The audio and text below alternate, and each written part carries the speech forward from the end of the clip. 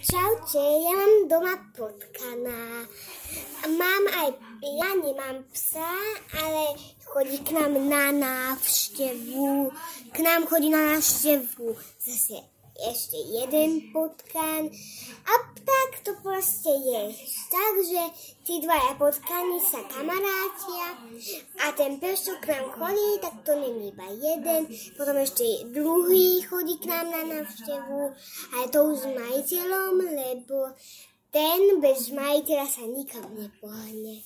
Poviem vám niečo, čo by vás mohlo fakt prekvapiť. Keď vám dá niekto takúto obálku, tak povie, že wow, tak to ťa potom dám na tú oslavu.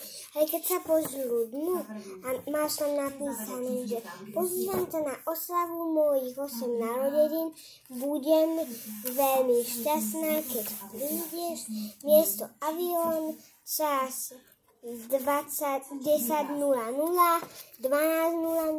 dátum 11.2. a číslo tam není, tak rodičia vám to urobia tak, že není tam telefónne číslo, tak tam nepôjde. Alebo sa tam opýtajú a potom tá spolužiačka alebo kamarát, to jedno, kto má z toho zle. Takže nie podľa obrázku sa neriadte, iba podľa toho, čo je vo vnútri napríklad, dobre?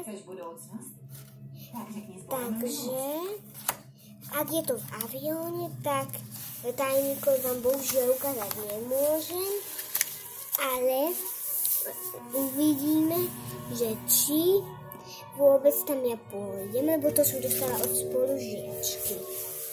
Pekne kreslí, to áno, ale inak nemôže sa to urobiť, lebo meno tam by malo byť Liuška, ak sa volá Liuška. A ona sa nevolá Vivi tak ako ja, takže za to vám rodičia môžu toto zatrehnúť. To je prvé ponaučenie. Dám vám za chvíľu ďalšie. Čaute.